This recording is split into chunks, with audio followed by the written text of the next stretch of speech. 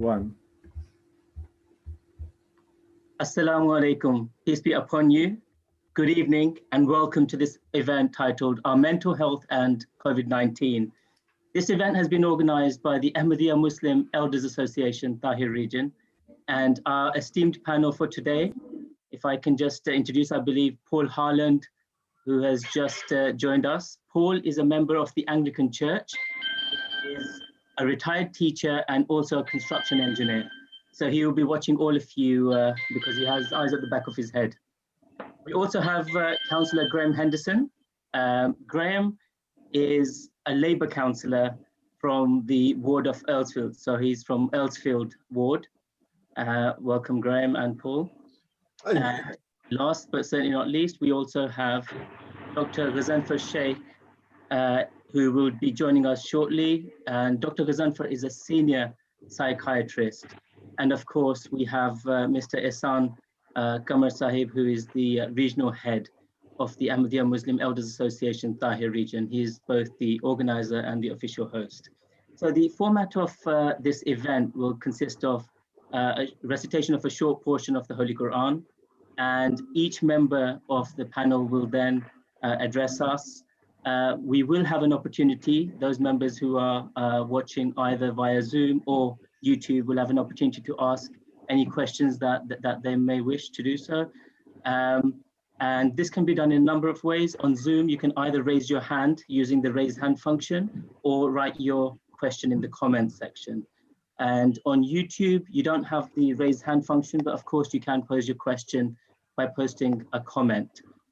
Finally, as has been announced already, if I can kindly request everyone to mute your mics so that the disruption is kept to absolute minimal. And without any further ado, if I can request Mr. Said Bhatti Sahib to recite a portion of the Holy Quran.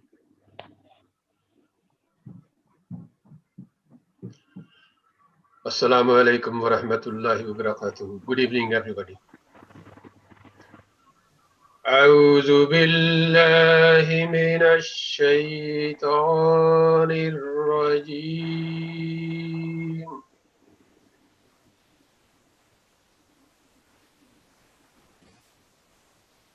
بسم الله الرحمن الرحيم.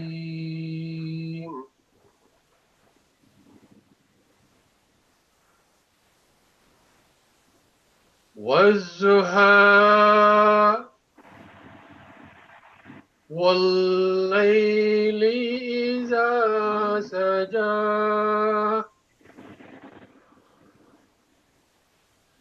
ما ودعك ربك وما قلى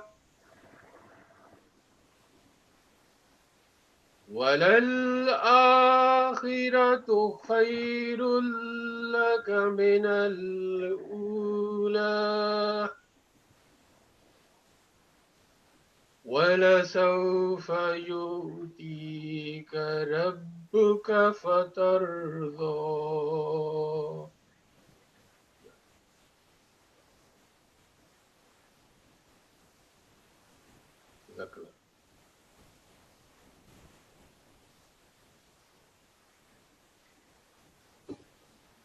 Jazakallah.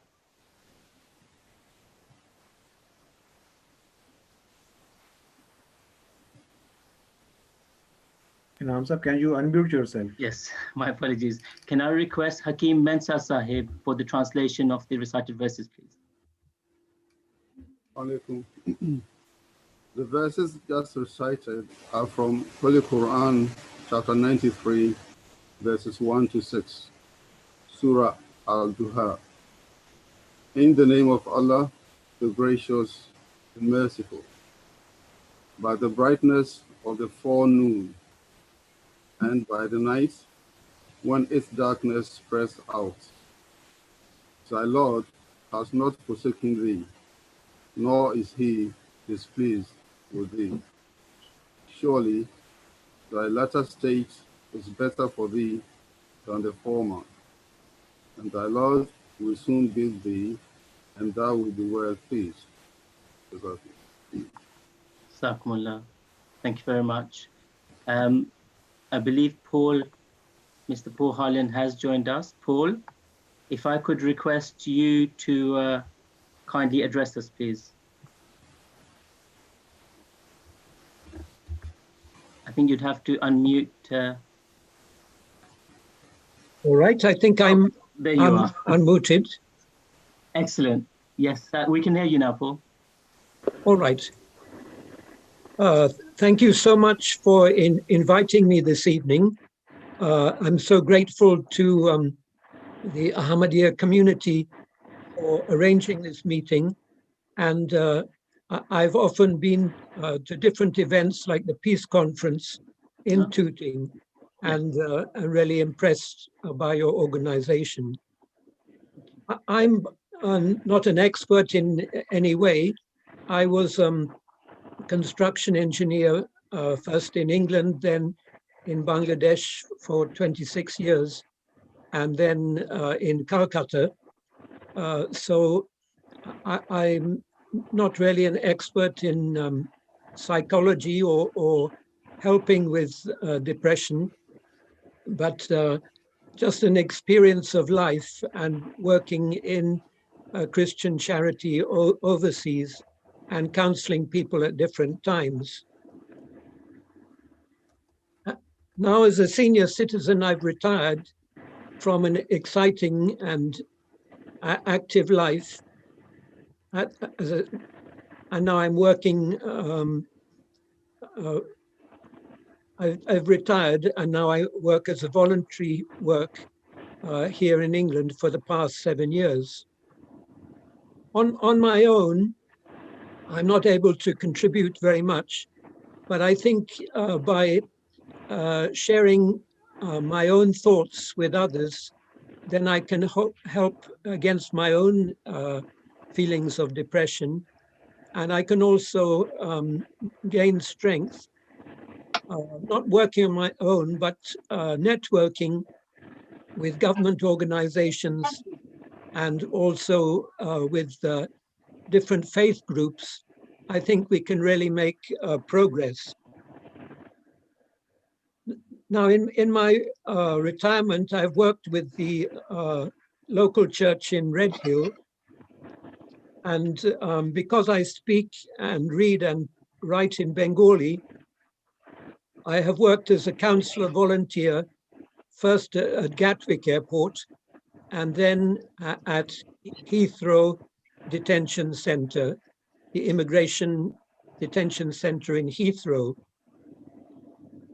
Now, in the detention centers, there are two types of men being detained. Some have been in prison before because they have broken laws,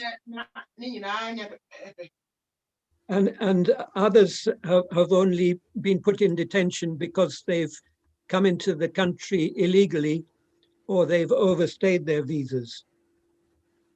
What happened at the start of COVID-19 was that the government released a lot of the people except for those who had criminal records. And so it was much better for those who have been released because people could be kept in detention for month after month, not knowing when they would be released. So I think for them, it was very much better that they were released.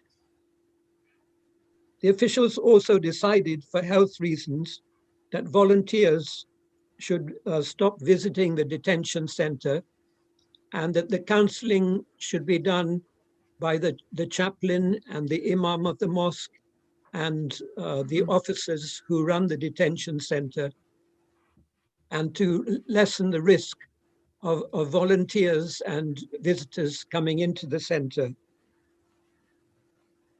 And particularly as a senior citizen, it was felt that I should stop the visits until I have a COVID vaccination. The voluntary work at our Anglican church could continue within certain restrictions as advised by the Archbishop Welby. Our Sunday worship services changed fairly quickly to working times we could work by YouTube or with the computers and TV. But on Wednesday mornings, we had a special time with senior citizens called Rendezvous, which included 45 minutes of worship in the church and then 45 minutes of chatting over coffee. Now, the worship could continue with spacing within the church because there were only maybe 60 people in a large building, but had to stop the coffee times. But they continued to have time on Zoom in the afternoon in order for people to really exchange their views one with another and to carry on the friendship which they had to start with. One of my older Christian friends has summarized some of the frustrations of COVID-19. He said, our Messiah, the Lord Jesus, gave us two special commands. One, to love the Lord your God with all your heart, soul, strength, and mind. And two, to love your neighbor as yourself.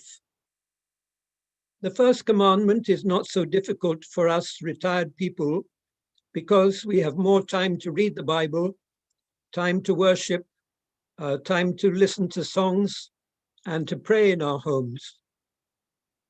But as senior citizens, loving our neighbors is not so easy because we are supposed to be hermits, living in our homes, protecting ourselves and protecting the NHS.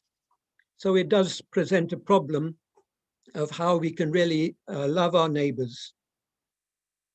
Because our town of Red Hill is in the suburbs, 25 miles from London on the Brighton Road, most of our senior citizens have small gardens, and during the summertime, many of us spent more time than usual looking after our flowers and vegetables and enjoying the creation that God had given us. And also we were able to go for walks or cycle rides in the countryside and again enjoy the beauty of the trees and birds which God has made for us, so that we can learn a lot about God from nature and also from the Holy Scriptures. And this helps us to adjust our mental health if we really are also in touch with our Creator. Now, next to our church is a care home where many of the oldest church members live in protected flats.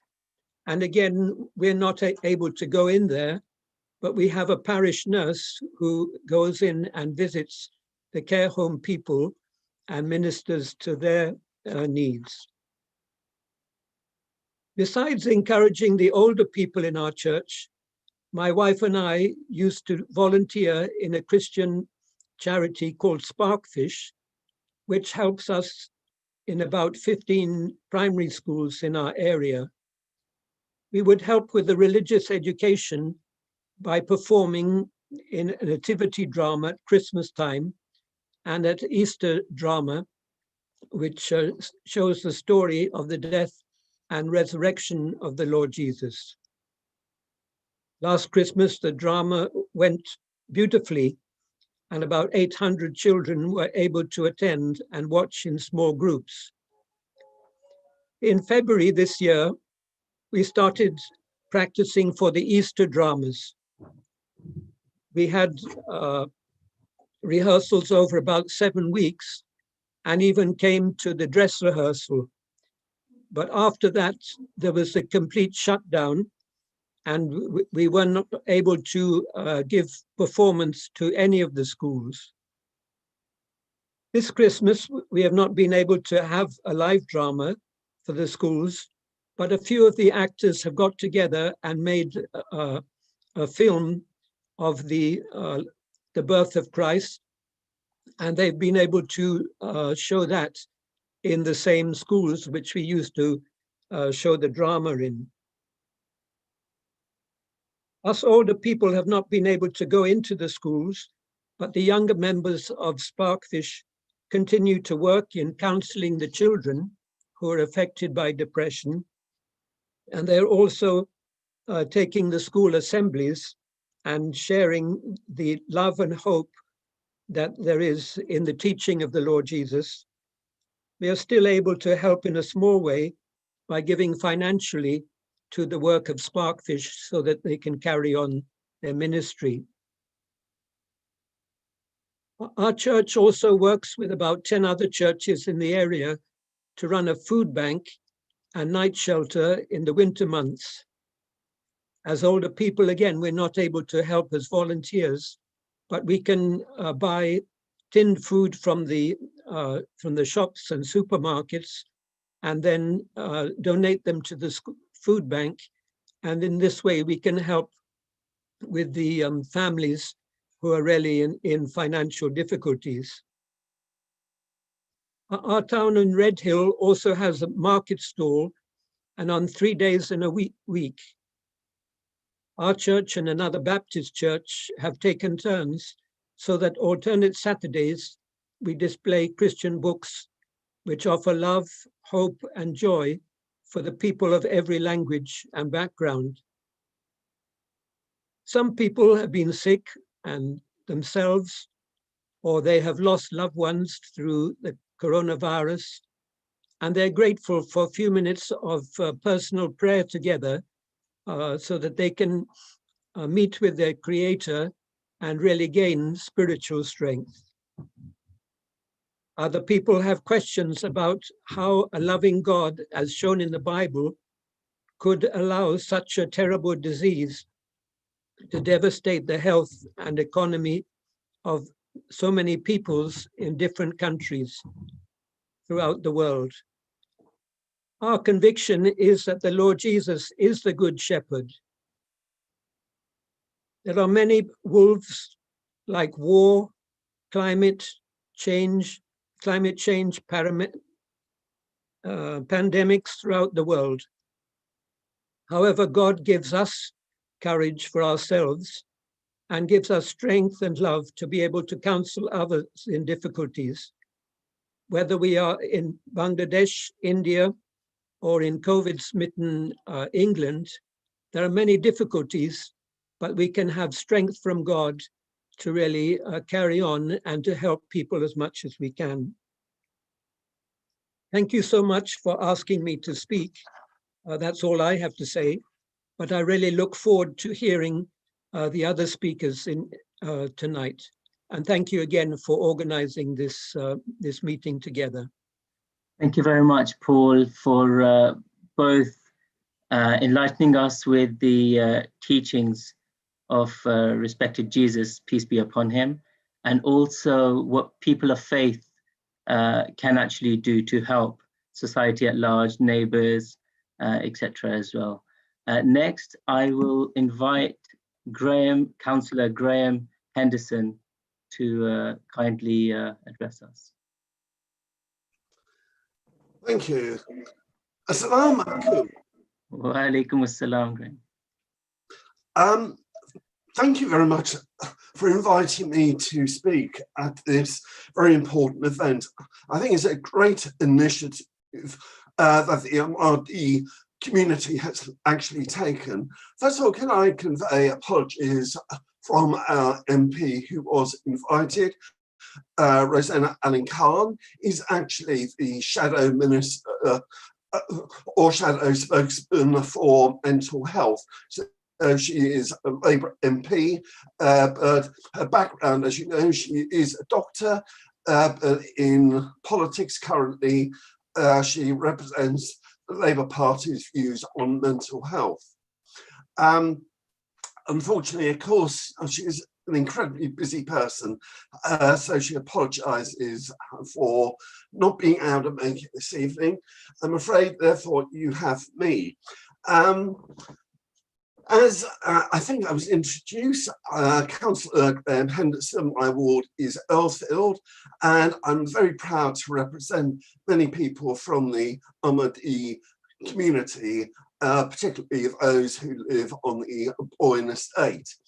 I'm also, again, the shadow spokesperson on health. The Conservatives control the council. We are in opposition. It is actually very close. But in terms of talking about what the council is doing, I'm quite happy to do that. But you will obviously understand that I may not necessarily agree with everything the council is doing. So perhaps you can bear that in mind.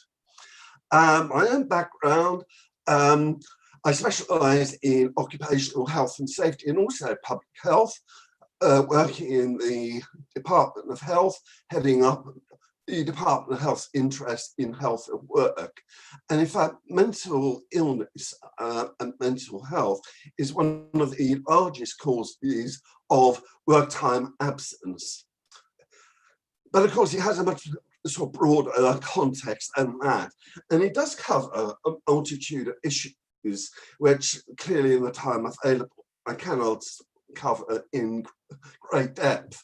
But it covers, for example, fairly common mental health issues, such as depression and anxiety, probably being the most common, through to much more serious conditions, such as schizophrenia and paranoia. The causes can be varied, although the most common cause of depression and anxiety are financial problems. And the triggers of poor mental health are varied: bereaved of a loved one, relationship issues, work pressures, etc. And the symptoms also can be incredibly varied, from irritability, sleeplessness, lack of concentration. Many politicians from both parties have given a commitment for equal treatment between mental health and physical health. Sadly, I'm afraid that some of those commitments have not actually been carried into practice. They are words. They are sadly politicians trying to address what is an increasing problem throughout our society, but failing to actually put the necessary resources to attract, to certainly deal with many of the common mental health problems which face our society. One of the main problems with mental health is that it still contains a lot of stigma across all communities. It is very difficult for people to be open about them having mental health problems, even if it is only depression and anxiety. And that is something which I think is at the very root of what we need to tackle. COVID has undoubtedly exacerbated mental health problems, particularly amongst the Black, Asian and minority ethnic community. There has been quite a lot of documentation about how that community has been adversely affected by the physical symptoms of COVID, in particular, an excess of fatalities within that particular community more than other communities. But the mental health aspects of COVID impacting the BAME community are far well less documented, and I think far less understood. And I think that is, again, something that we need to address.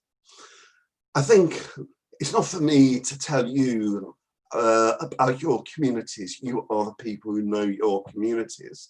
But so clearly intergenerational families, public facing jobs, and you have a very close community, which all could contribute and has contributed to a very serious death rate amongst people in the BAME community.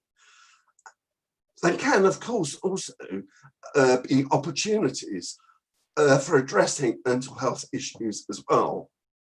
But as I said, I think the mental health impact is best recognized. Unfortunately, the national lockdowns and even things like Tier 2 and Tier 3 have resulted in increased loneliness and isolation, particularly amongst vulnerable or high-risk individuals who cannot leave their homes, and also depression about, for example, disappointment and not being able to mix at religious events. Again, this is not for me to tell the MRD community what you should be doing. You know that better than I. But I think there are some areas where you can play a very important part. The first is in destigmatizing mental health. If people are feeling anxious or have more serious conditions, they should be able to be open about it, knowing they will be accepted and supported by their loved ones and by the community. And clearly, you should use the natural support mechanisms that exist within your community. And I know it's an incredibly close community. So you should try to identify those people in the community who may be at the greatest risk. And ensuring they have some contact with another person, even if it is only a regular phone call or doing the shopping, particularly during the most restrictive rules. And trying to identify problems that are starting to get out of hand and where necessary, involving professionals at as early a stage as possible. But ultimately, reassuring people that it's good, that it's acceptable to get help, and if possible, arrange for them to be accompanied if they are alone, and clearly if COVID restrictions allow that. Clearly, there may be a need to involve professionals who can provide therapy, counselling, or as a last resort, medication.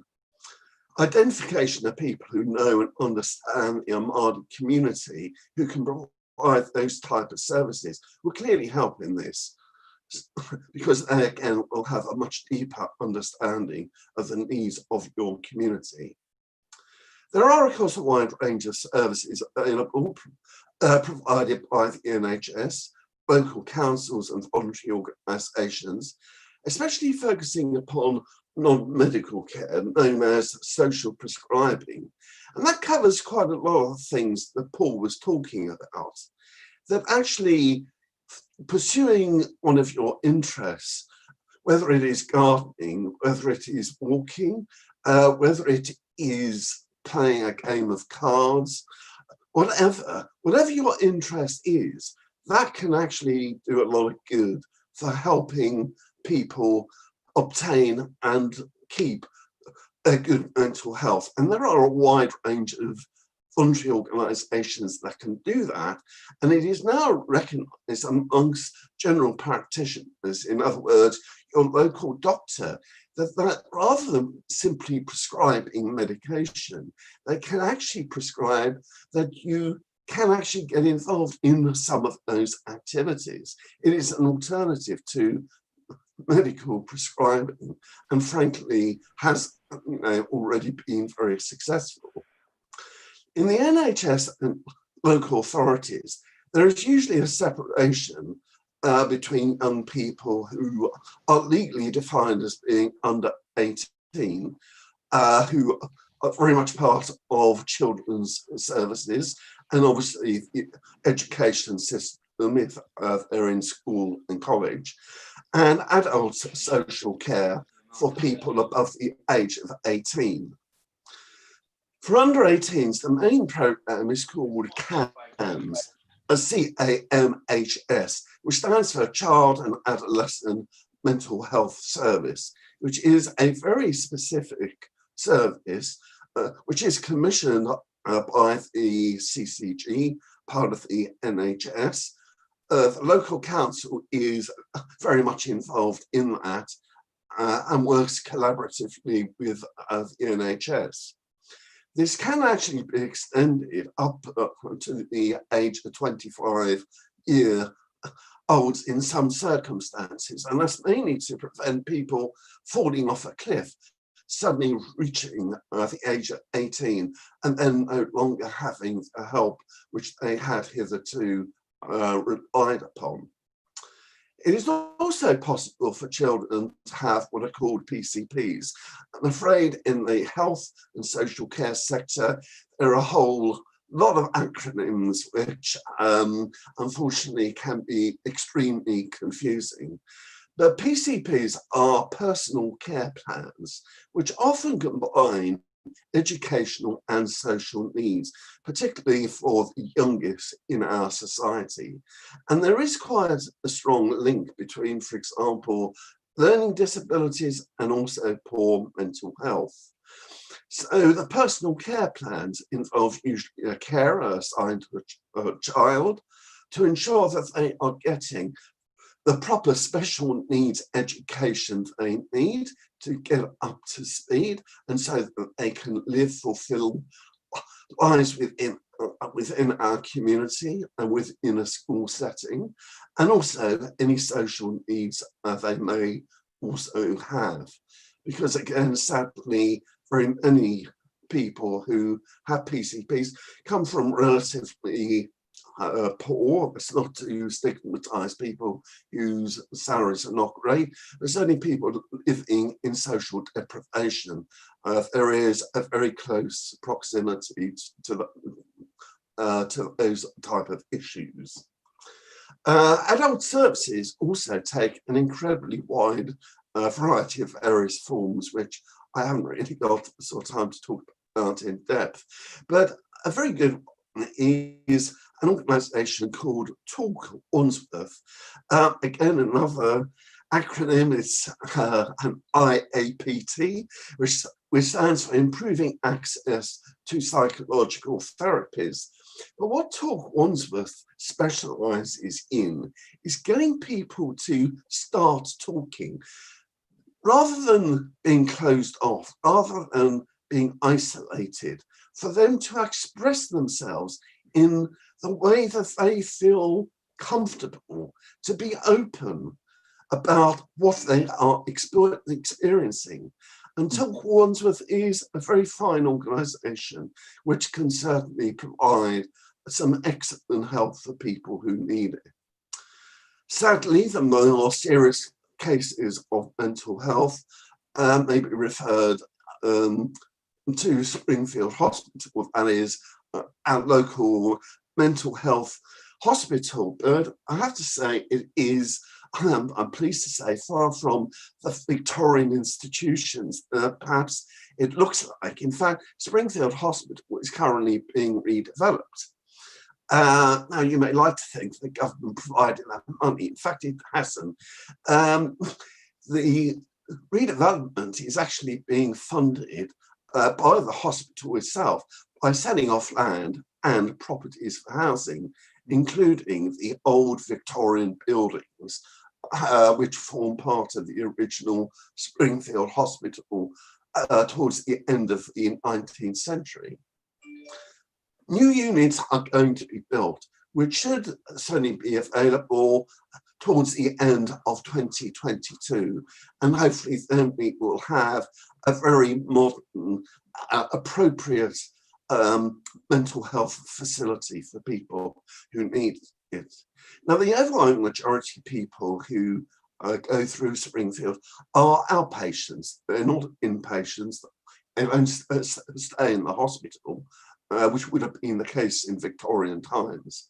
And I think it's important, therefore, to emphasize that going to somewhere like Springfield should not actually involve any form of stigma. You know, across all communities in this country, 1 in 4 people will experience a mental health problem at some time in their life. 1 in 4, that means 1 in 4 of us on this call. It means 1 in 4 of our family, 1 in 4 of the people that we work with, who we know, who are our friends. That is the extent of the problem. And we cannot simply say that 25% of our people are somehow not worthless. Far from it. Now, clearly, many people may suffer from mental health conditions for short periods of time, some longer, some medium term. It depends very much what triggers it. But nonetheless, it is vitally important that we come together as one society, as a total community, supporting each other across all faiths and across all communities to address mental health head on. Thank you. Thank you very much, Graham, for sharing both the services, the various acronyms, and as you've highlighted, mental health. You know, we think about our emotional health, we think about our physical health, but often, you know, mental health is something which sometimes is either stigmatized or is neglected. But it's good that we are now able to throw more light on this, starting from the government and various charities and communities. And it's good to see you mentioned the MP that you're representing as well, and the wonderful works that are happening. And of course, the role that we can all play in this. We are also joined by Councillor Paul White in this forum as well. Paul, I was trying to send you a direct message, but for some reason, the first two messages went through fine. Now it's not allowing me to message you. I hope I'm not putting you on the spot, but if you'd like to say a few words. Yeah, assalamu alaikum. Wa alaikum assalam, Paul, and welcome. Hi. Yeah, I didn't expect to speak actually, but I've made a few notes. Yeah, Graham mentioned about his patch is in Earlsfield. I live in one of the estates that he mentioned, the Aboyne estate, and I'm very lucky to live amongst quite a few Ahmadi families. We lost one of them, who was a very fine organizer in our area, and that was Imran. But I know that he's safely in Battersea now, so he's gone up market. He's a bit posh now. To my area. He won't talk to us anymore because he's in the posh Battersea. So. I just thought I'd give an overview about my speciality is in housing, a small bit about that, and also the way I see you know, the mental health issues that have occurred. But to start off with, just a little bit about what's been happening locally. I got involved in the Earlsfield Food Bank. We're very lucky to have a wonderful organisation which moved, and it's a multi-faith organisation. So it moved from St John Divine Church in Earlsfield to St Mary's Church. I believe it's St Mary's Church, yeah, in Earlsfield. And they have now experienced a fourfold jump in uptake. They used to have between 20 to 25. They're now getting roughly 100 people either through the door or they're delivering to. But I did volunteer earlier on because I really felt that they needed my help. But the magnificent thing that happened is so many people volunteered that I really felt I wasn't needed anymore, really. You know, that they had so many great people there that I think I was just getting in the way. So, you know, maybe looking a little too covetously at the chocolates rather than actually doing any work. So I jumped out of that after a while. But there are other organisations like the Dons Local Trust, which AFC Wimbledon are moving into the area. Now I know the old Wimbledon FC, which where AFC came from a long time ago, and I know their community focus is absolutely fantastic. But it really took my breath away, the amount of work that they've been doing. I think they're serving about 1,500 people in Wandsworth and Merton at the moment. And we worked in collaboration with them to try and find the people who, and with Earlsfield Food Bank as well, to try and find the people that, you know, the council have missed, those people who are dropping through the holes and we managed to get a leaflet out, and we did find people, and this is the problem, that some people who maybe weren't vulnerable at the start of this have become vulnerable because of drop in salaries. The unemployment has gone up quite considerably. People waiting for universal credit, 5 weeks wait, maybe they don't have any savings, so there were a lot of problems. There was also an organisation called Community Kitchen, which really scaled up and really started taking on a lot more, and they're opening a food bank in Tooting now, which I think is very much needed to take the pressure off of organisations like the Dons and Earlsfield. But we managed also to get halal food out to people, through them. And through the mosque as well, in Upper Tooting Road. So, what I'm trying to say is that the way the community reacted to this was really breathtaking, and it was all faith groups and none, and as I say, I'm very lucky, as I say, to live in an area with a lot of Ahmadis, and I know how how seriously they take zakat, and the effort they put into community building, but as I say, that maybe some people are a bit reluctant to get involved locally, but we saw that really sort of happening. Also, the non-white population, as Graham, he's gonna look at me fumble through this now because he's the expert on this, but the non-white groups in Tooting, which we're very lucky to be in an area with a very diverse community here, and they've been impacted really heavily. And it's quite interesting because I was speaking to Graham about this earlier on.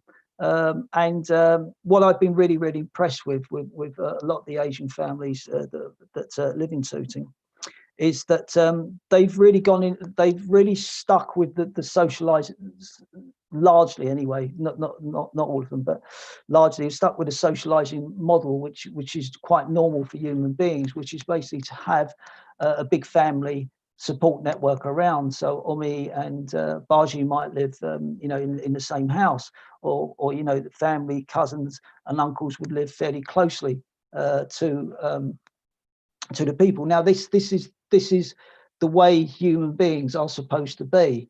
I come from an Irish family, and I got 30 cousins. 26 of them are in Ireland. Very few came over here, so our support network is very small. So we've gone in the opposite direction, and that can lead to problems because that leads to isolation. Whereas I say, what the impressive thing about Asian community is that support network has allowed them, to support each other. But the problem with that is that when you get a disease like COVID wreaking havoc on the community, that sometimes can be a disbenefit. Because as Graham was talking about, the multi-generational homes would sometimes mean that young children who may not even know that they have symptoms or not displaying them could actually spread to older members in the household without even knowing. And also within the not white population, we had a lot of people working in the public-facing industry, so in the service industry. And so they were more likely, especially early on where, this disease wasn't known too much about, they were more likely to meet people who and therefore were more likely to meet people who possibly had the disease. So a lot of people were affected in that way. But that isn't just about non-white populations. It's about people without, the means really, to be able to take themselves outside of large bulks of people and isolate themselves away from those possible problems. So the very people that we were relying on, those key workers, were actually the very people who were more susceptible to be affected by the disease. You also had other contributing factors. This is a litany of issues here, isn't it? But I hope I'm not depressing people too much. But there are other issues as well around housing, which is something that I'm more comfortable as a topic. And that's if you're living in housing with maybe damp and possibly overcrowding, you're more likely to suffer from comorbidities. So respiratory disease and is a big problem. If you've got respiratory disease and you catch COVID, there's a very strong chance that you're going to really struggle through this. And there's also diabetes and obesity. Two things that through isolation actually became worse, because what do you do when you're sitting at home? You're not feeling that great. You haven't seen anybody all day. Well, you tend to eat a little bit more. As a friend of mine, I think it's taken up professional chocolate eating while this has been going on. But that's what you do to keep yourself happy. You give yourself a treat. But again, those are the same problems. Also, that the government were telling us not to use public transport, quite rightly. But that meant people got into the car. So you're not walking, you're not actually being active so much anymore. So that contributed as well. And then talking about isolation and as I say, the normal way that we socialise is to talk. It's one-to-ones, 1-to-4, 1-to-5s. Of course, that all broke down, and obviously the impact on mental health there was quite large. People being isolated is not the normal way of living. And then also it does encourage you to get onto to online with social media, and social media can be in an unforgiving place again, because people aren't facing. I can tell if I'm with someone, I can tell the nuances. They can say, Paul, maybe you shouldn't have said that. And we can get over little problems. Social media, people don't tend to do that. They're not looking at the person. They're just spitting out the first thing that comes into the head without that moderation.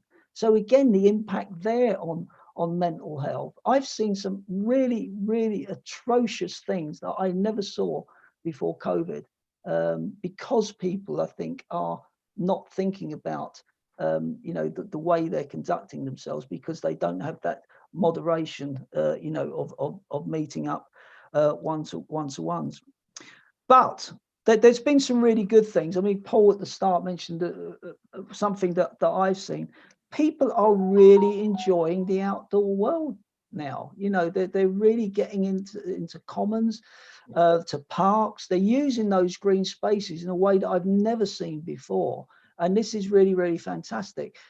And especially within the urban environment, this leads to well-being. The human eye is taken towards green and brown and trees, and it's a really good way of the human spirit being lifted. And people are using green spaces in the way that, as I say, I've never seen before, and that's been really good. The other thing is something that I mentioned earlier: the social solidarity. That the way that people want to help people has been really truly amazing. And also, of course, we all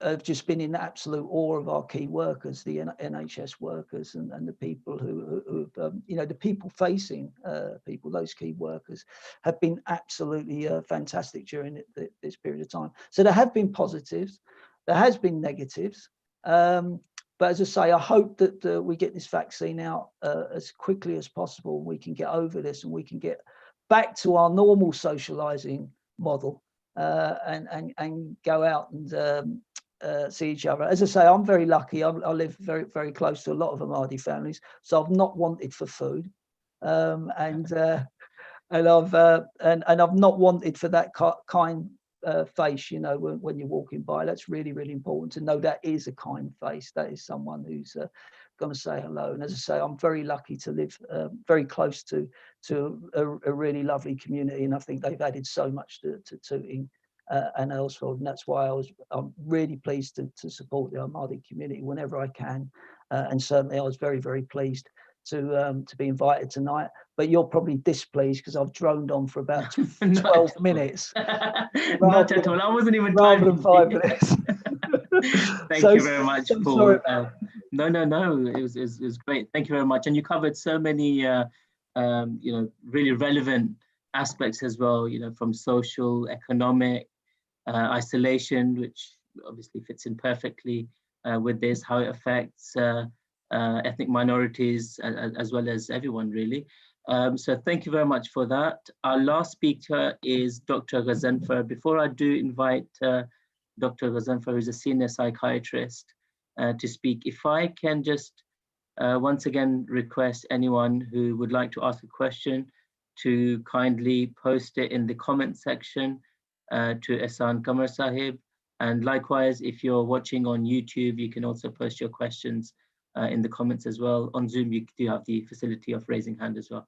So Dr. Ghazanfar Sahib, if you could kindly address us, please.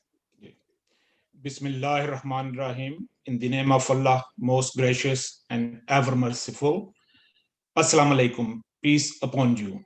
It is a great privilege to be here with you today and sharing your thoughts this evening. My colleague have already discussed and shared the different areas of mental health. So, but just a brief overview. When this COVID started last year in winter, there are a number of theories were there, started from animals or is a scientifically generated. But I saw a few things. Initially, the denial from the different people in the world, and they affected most. And sometime I saw the denial from the authorities, which actually escalate and complicate the situation.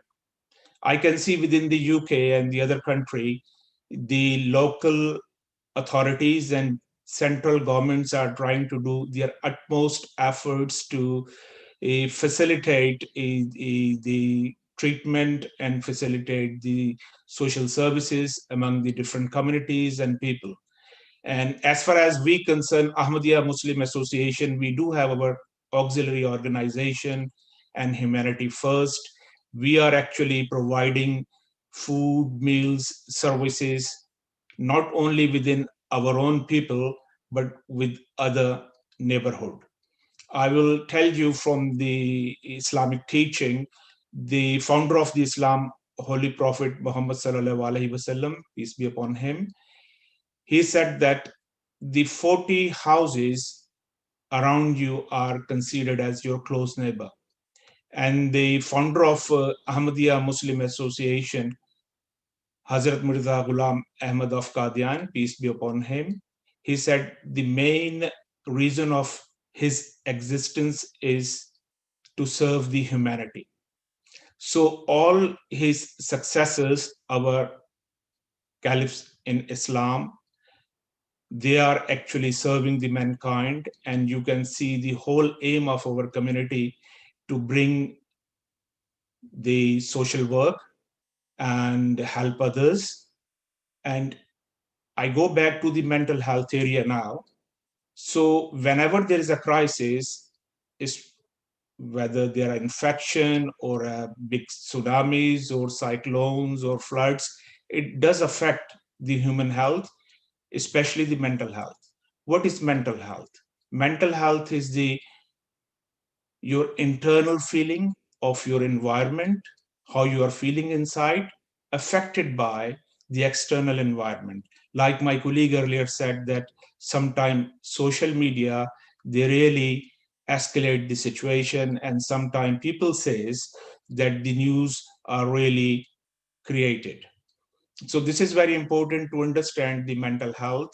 And because when people are in crisis, they are feeling low, sometimes they are feeling hopeless, sometimes they are feeling suicidal.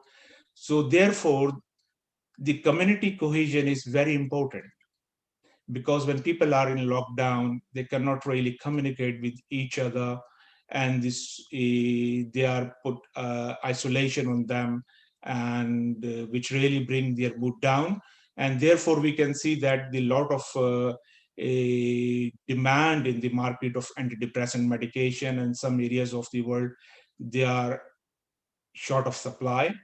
And the best way is to address this issue, in my opinion, to submit yourself to God. what my colleague said earlier, they have activity to go to church, they are sitting in a hall, they are talking to each other, they are having Zoom meetings.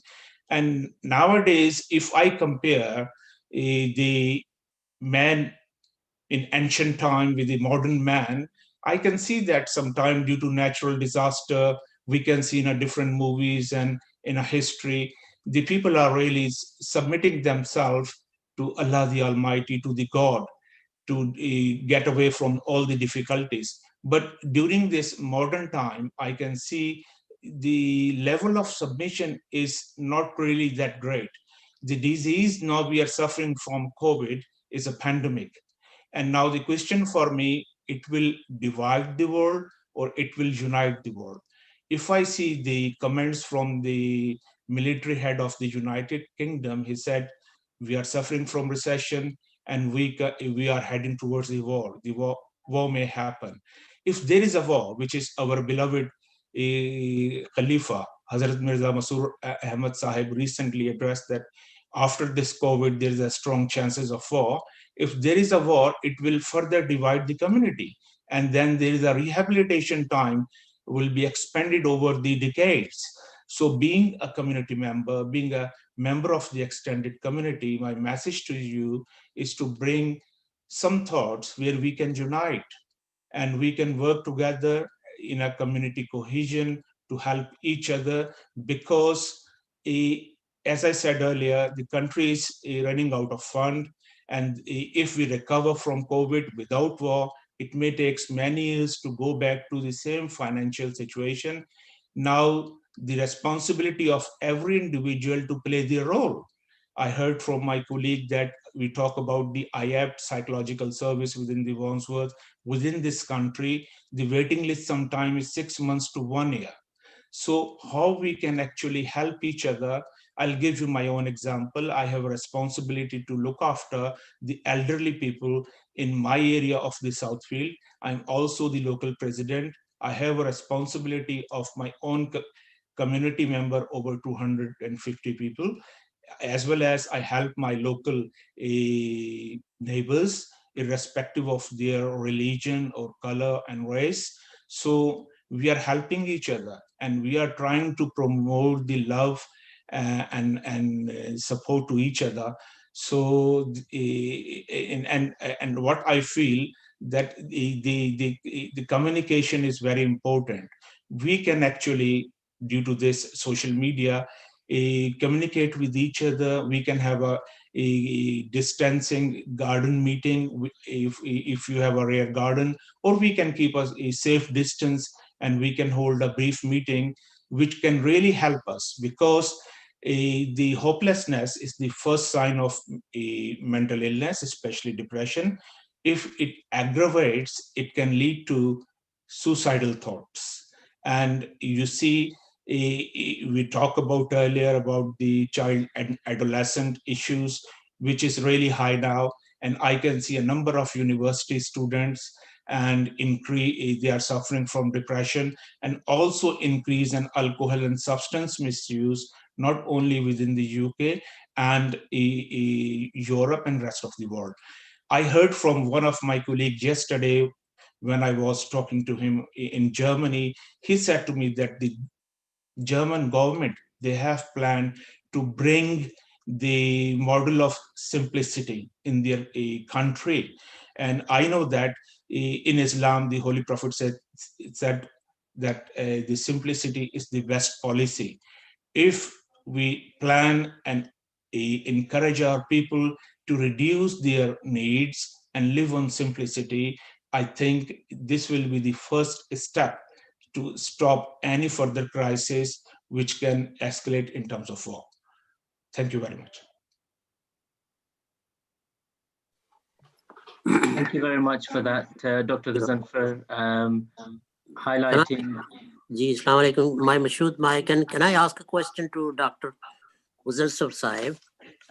Yes, we were about to start the question and answer session, so please do, Mashood sir. Okay.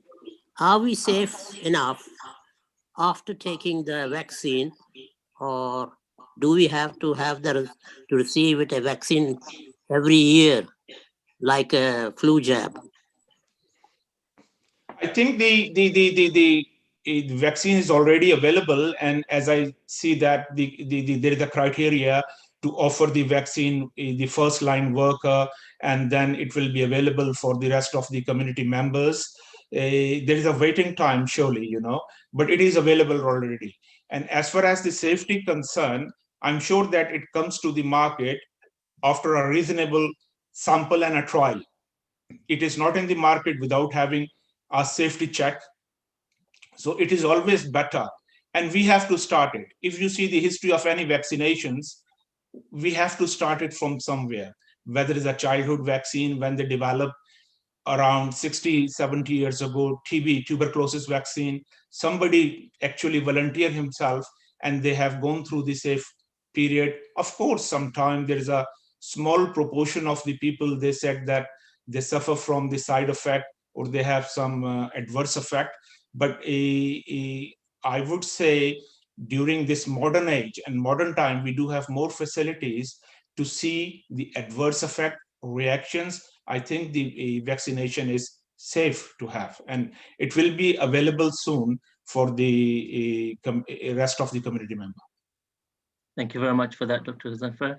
And thank you, Mashud Saab, for your question. We have a question from Arfan. It says Arfan's iPhone. If you could kindly unmute yourself. Arfan Saab. Yeah, good evening. Assalamu alaikum. Wa alaikum assalam. Good evening. My question is, what is the further risk to the immunity due to this COVID vaccine?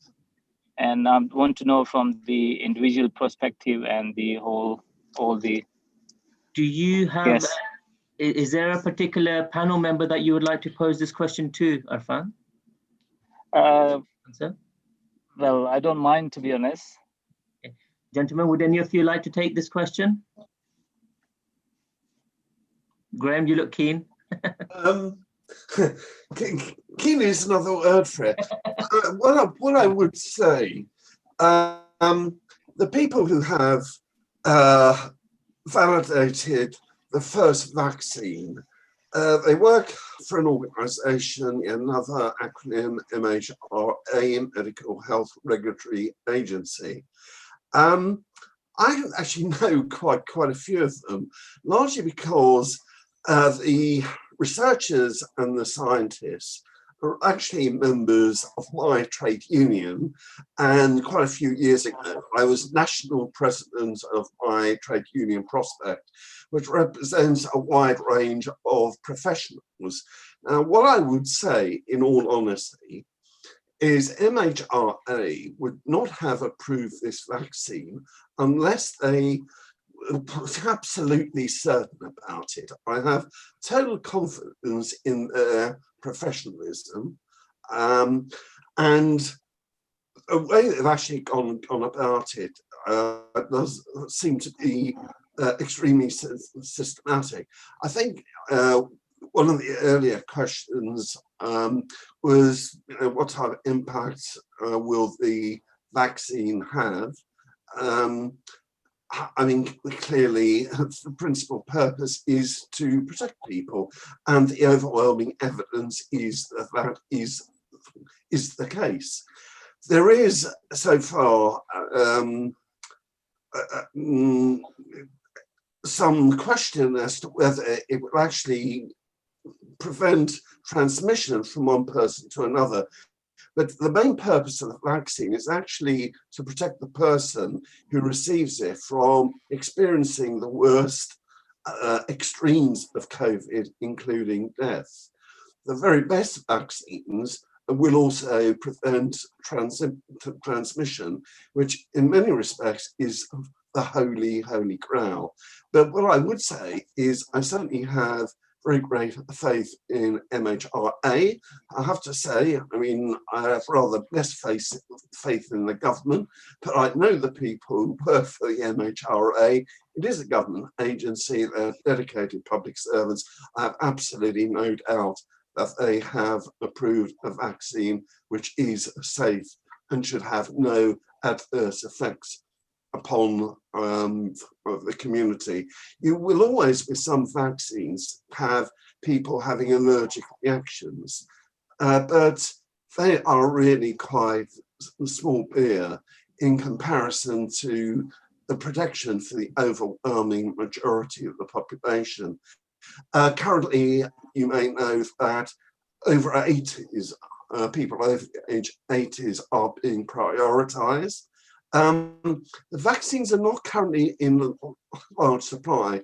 In Wandsworth, we only have 950 doses per day. So it's going to take quite some time for this to roll out across the generations, and obviously should be a system for gradually moving through the generations from the over 80s to the over 70s to the over 60s. I think we have to be patient. It's going to take quite some time. The first vaccine to be approved, Pfizer, has to be stored at incredibly low temperatures, -70 degrees centigrade, which makes transportation and storage sort of difficult. There is hope that the UK American vaccine from Oxford University and AstraZeneca, which can actually be stored like most conventional vaccines, will be available fairly soon and will actually get MHRA approval. So I think what I would say, it is vitally important for your community to send the message that the vaccine is safe. There may be one or two people who do have allergic reactions, but for the safety of your community, for the safety of everyone, and this applies to all communities, taking the vaccine is by far the safer approach. Thank you. Thank you very much, Mr. Henderson. I appreciate this. Thank you.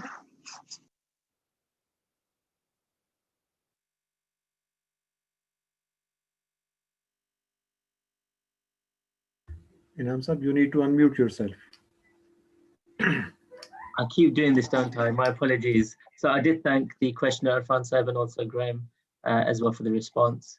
If there are any further questions, please do post them in the chat section. The vaccine that has been mentioned, just to quickly recap, the benefits of it far outweigh any negatives.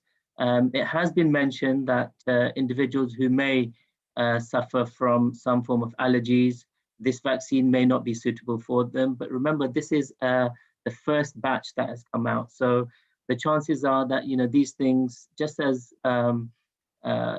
these diseases evolve, so do the vaccinations. So this is by no means, the magic formula that's going to solve everything. It will be a process of evolution. And it's something that I'm sure over time will keep improving. Do we have any other questions that you're aware of, Ihsan Sahib? Are you monitoring the YouTube? Because I've got the comment section here, but I can't see if there are any questions on the YouTube channel. Yes, I think we have got a question from Saeed Bhatti Sahib. Saeed Sahib, can you ask, you can ask the question now. Hello, good evening, everybody. I have a question which has two parts. The first part, I would like to ask Dr. Saib that if you can please shed a light on pros and cons of this vaccination. And the second part, anybody can answer in the panel, that we all who are present here have some sort of religious background, one way or other. So what sort of religion play a part in this kind of pandemic to educate the people as well as to prevent this kind of pandemic to spread? That's all. So the first part of the question has been posed to Dr. Ghazanfar Sahib, if you could answer that. And then for the second part, Mr. Harland, Paul, if I could request you to perhaps think about the second part of the question, then we can come to you in a couple of moments. Dr. Sahib? Ji, Ji, Assalamu alaikum. I think the vaccination is mostly safe. And about the side effect, I haven't heard about any allergic reaction, like a life-threatening reaction that the patient has the vaccine and he died there and then, like people have with penicillins and other antibiotics, they can cause it. So about the long-term effect, as I said, my colleague said, Graham, it is, we are not sure really. And I'm sure that the immune system will be safe, because this vaccine will, as Graham said, will protect you. And when the virus will enter into your body, it will not be able to damage your lung and your body system. It will just pass out, maybe in your phlegm, maybe in your feces, maybe in your urine. And I tell you from my own experience, I was coronatized back in March. I contracted the COVID, and it's a very horrible disease. And I'm so lucky that I had developed a very strong antibodies. Yeah. But my request is to all people, that please, I always ask my patient, if you have opportunity to take the vaccine, please take it. And my own recovery was my own experience with our beloved Hazur, our Caliph. He recommended the homeopathic medication. I started using it from early January, as soon as he recommended it over the MTA, Muslim Television Ahmadiyya, to his community member, and also recommended the rest of the world that you can take this homeopathic medication. It really helped me. And I was really suffered so badly, and I'm thankful that I started using the homeopathic regime, and it really helped me a lot. So your question is, the vaccination is safe. As far as the long-term future side effect concerns, they, in my opinion, they are not major, but as Inams have said, it will evolve over the period of time. Jazakallah. Okay, Inam sir, now I have got a question, and the question anyone can answer this question, that will the patients be able to choose as to which vaccine they can get? And like we have Pfizer and AstraZeneca vaccines, so when both are available, can a patient be able to choose? Of course. Before we come to that question, with you, if we could go to Paul Harlan for the second part of the question that was posed by Said Bhatti Sahib. Paul, if you could unmute yourself, and I know we're quite short for time, but if I can just request you to answer the second part of that question, please. Okay, very briefly, I think from a medical situation, then we trust in the doctors and the scientists, and we take all the precautions that we can. But at the same time, we have a balance, and we trust in God. We don't become panicky or just run away from things, but that we use our common sense and listen to the advice of the medics, and then come to our pastors or our imams and ask them to give us confidence in the protection of the Almighty. We can't just say, oh, God will protect us, we don't need the vaccination. God has given us the scientists to use, and we go ahead and have our vaccinations, but we also keep up regular prayer times and pray to God that he'll give us strength and that he will help us with our mental difficulties. Thank you. Thank you, Paul. And Ihsan Saib, do you have anybody in mind who you'd like to pose your question to? Anyone can answer this question. Okay. Does anybody know if there are a range of vaccines available, or will there be an option? I think was the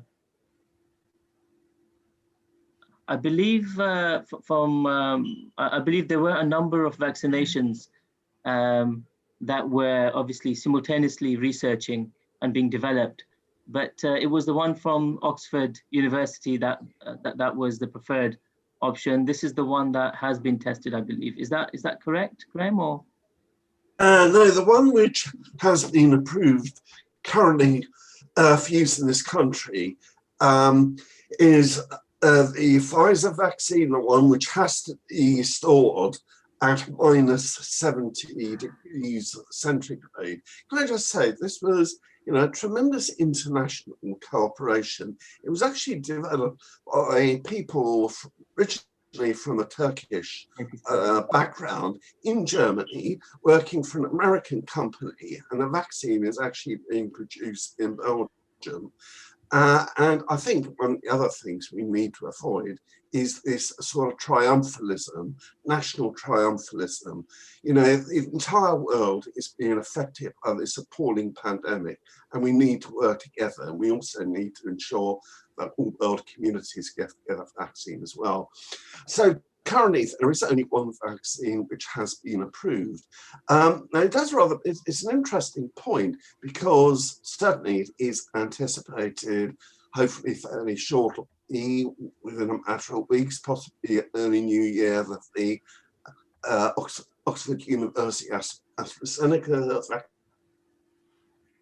may be approved, and others will come on stream as well in due course, I'm quite certain.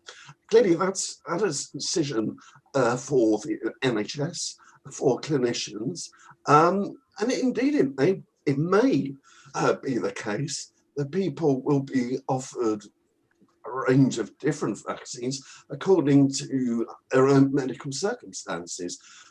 At present, I can't comment on that.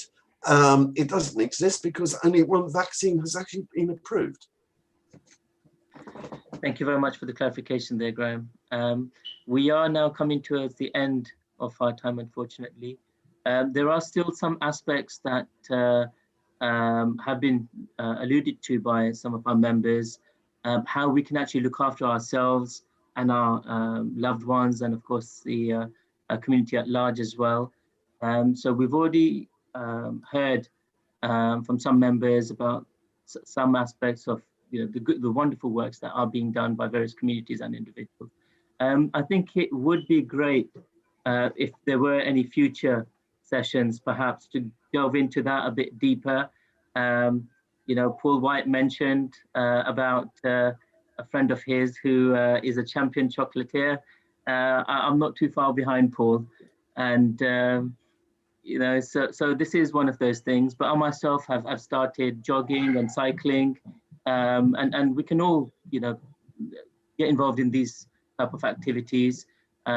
Please avoid group activities for now, until further notice. And of course, needless to say, abide by the rules and regulations. We are in Tier 3 in London, so the danger is very real, and I'm sure we all know of individuals who have been affected. As we speak, my brother-in-law has been coronatized, to use the term by Dr. Ghazanfar, and I don't use the term lightly, of course, but yeah, thankfully he is recovering. So I would like to hand over to Ehsan Kamar Sahib. Thank you everybody for joining us today. I'll hand over now to Ehsan Kamar Sahib. Thank you very much. I would not take very long, and in the end, I would just really mention that it was great to have you all here in this panel, and all the participants as well, all those who asked the questions and taken their time out to ask the questions. One thing which I have gained from our today's session is a ray of hope, I would say, that all the speakers, what I got in the end is that there is an element of hope, and with this hope, of course, we can overcome all the mental issues which we may face at present due to this COVID situation. As you gentlemen have mentioned that at this time, there are different organizations who are working for in different areas. We as Elder Association of AMEA Muslim Elders Association, under the banner of Charity Walk for Peace, we have got this opportunity to work with Dawn Action Group, which Paul White had mentioned, and we had also been working with Earthfield Food Bank, and we will continue to give our hand in whatever way we can. And we feel, pride in this, that we, with our manpower, we can volunteer ourselves. And I would like to thank Mr. Imran Yusuf as well, who is actually leading this initiative on behalf of our region in community. Uh, Apart from this, there are few other gentlemen who really helped me organize this event. Naim Saab, actually, this was his idea to put this topic, and I'm very thankful. He worked really hard to promote this event, and then Inamullah Saab, of course, I'm very thankful that you coordinated the whole event, and Ziaur Rahman Farooqi Saab is the gentleman who helped us with the technical side of Zoom links and YouTube links and all that stuff. So thank you very much, all of you. And uh, of course, we had a good evening. And in the end, I would like to conclude our event with the silent prayer. So I would request you all to join me in silent prayer.